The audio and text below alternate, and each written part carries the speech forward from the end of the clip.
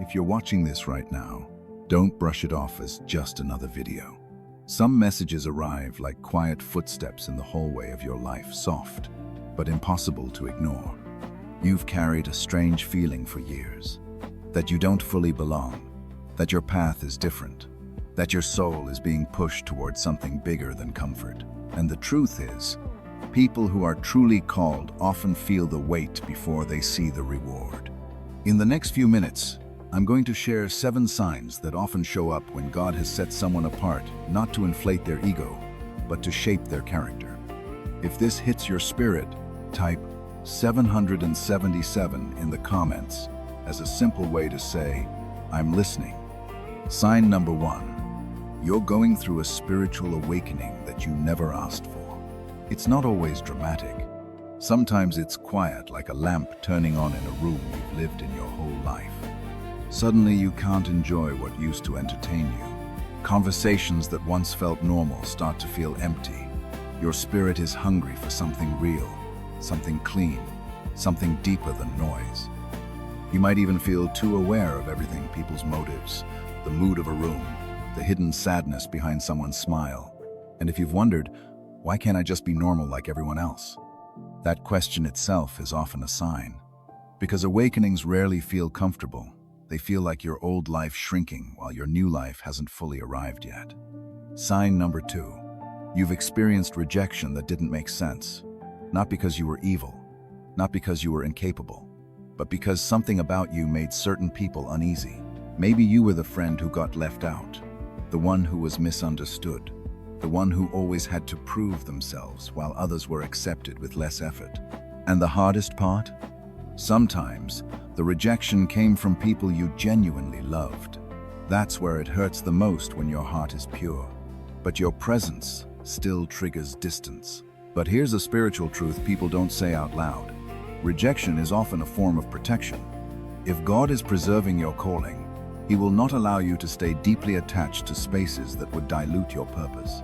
Sometimes He removes people not because you are unworthy, but because you are too valuable to be shaped by the wrong hands. Sign number 3. You have an unshakable sense that you were born for something more. It's not arrogance. It's not ego. It's a quiet inner voice that keeps returning, even after life tries to silence it. You may have tried to settle before take the easier path. Stay small, blend in, keep your dreams private. But even in seasons of fatigue, something in you refuses to die. You might feel guilty for wanting more than what's normal, but your spirit knows. You were designed with intention. And that's why ordinary environments can feel suffocating. You're not built to live only for survival. You're built to live for assignment. Sign number 4. Your discernment is unusually sharp. You can walk into a room and feel the atmosphere before anyone speaks. You can sense when someone is smiling but not sincere. You can feel when a door looks open, but the energy behind it is wrong. This is why your friendships may be fewer, and your circle may be smaller. People might call you too sensitive, but it's not sensitivity, it's spiritual awareness. Discernment is not about judging people, it's about protecting the direction of your life. And yes, it can be lonely. Because once you can see clearly, you can't pretend anymore. You can't force connections that feel off. You can't keep watering relationships that repeatedly poison your peace. Discernment makes you selective, and selection makes you misunderstood. Sign number 5. Favor and warfare are happening at the same time. This is one of the strangest signs of being set apart. You start seeing breakthroughs, small doors opening, new opportunities, new clarity, new strength. And then suddenly, out of nowhere, you face resistance, delays, attacks on your confidence, confusion in your mind, people trying to distract you, temptations that weren't even on your radar before. And you think, why now? Why when I'm finally moving forward? Because when you carry favor, you also carry attention spiritually and emotionally. Not everyone celebrates growth. Not every environment can hold your elevation. Warfare doesn't always show up as dramatic chaos.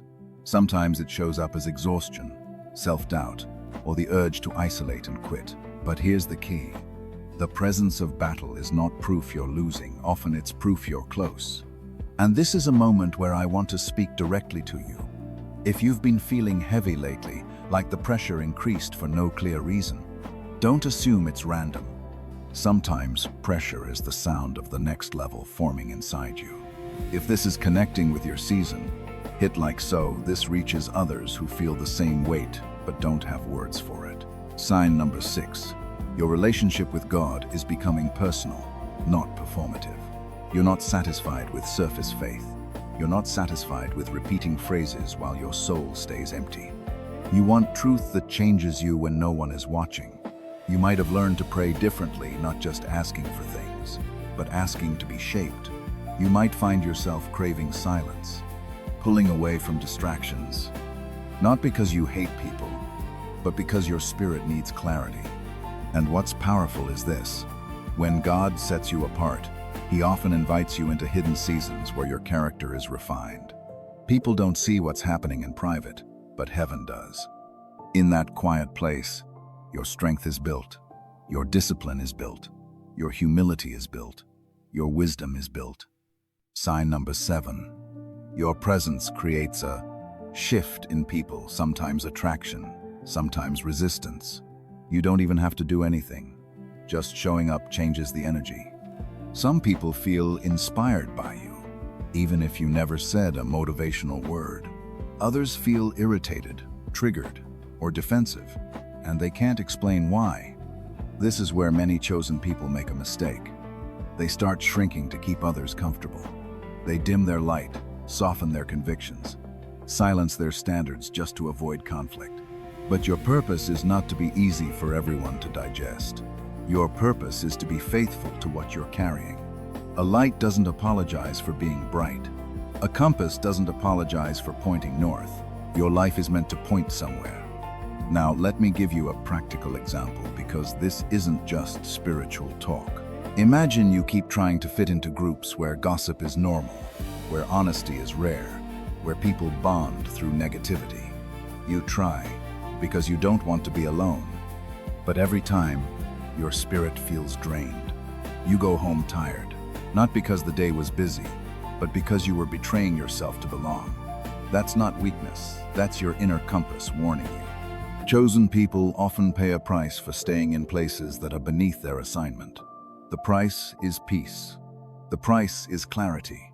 The price is time.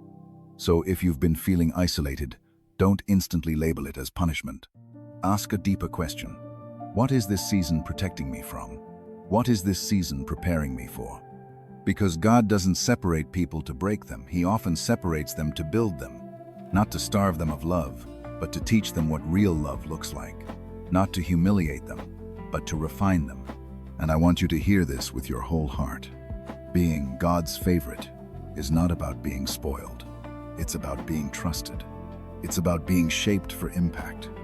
It's about being assigned a weight that other people might not understand.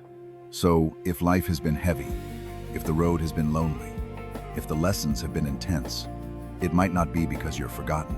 It might be because you're being formed. Before we go to the final part, take a moment and comment, "Chosen," if you felt at least one of these signs describe your life. When you comment, you're not just engaging, you're declaring that you're done living confused, and you're ready to understand what this season is really doing. If you've made it this far, I want you to pause for a second and breathe, because the fact that you stayed says something about your spirit. People who don't carry a calling usually click away the moment a message gets deep. But you're still here. That means something in you is searching for confirmation, not attention. You're looking for clarity, not hype. And that alone is a quiet sign. You're not here to be entertained. You're here to be awakened. Let's clear up one powerful misunderstanding. Being God's favorite isn't about getting an easier life. It's about being trusted with a deeper assignment. Favor isn't always comfort. Sometimes favor looks like pruning. Sometimes it looks like delayed gratification. Sometimes it looks like being protected from what you begged for, because what you begged for would have stolen your future. And if you've ever felt confused by that, you're not weak. You're simply human. But when you understand this truth, your entire season begins to make sense. God doesn't just bless chosen people, He builds them. And building can feel like breaking when you don't know what's being constructed. That's why many chosen ones feel like they are living in two worlds at once. On the outside, people see you functioning, working, showing up, smiling when necessary. But inside, you feel a private war, a quiet pressure, a deep longing, a sense that life is asking more of you than it asks of others. You may have nights where you stare at the ceiling and think, why does my life feel so intense? Or days where your spirit feels exhausted even when your schedule isn't. But here's what I need you to hear. Your sensitivity isn't your weakness, it's often your instrument. Your loneliness isn't your punishment. It may be your training ground. Your delays aren't your denial, they may be your preparation. So what do you do with this message practically? First, stop shrinking to keep people comfortable. If you keep lowering your standards to avoid being called too much, you will eventually become not enough for your own soul. A chosen life is not a popular life. It's a purposeful life, and purpose requires boundaries. Sometimes the most spiritual thing you can do is say, no, I'm not going back to what drained me. No, I'm not entertaining what confuses me. No, I'm not staying in rooms where I keep losing myself. Because every time you betray your spirit to belong, you lose time you can't get back. Second, protect your mind like it's sacred property.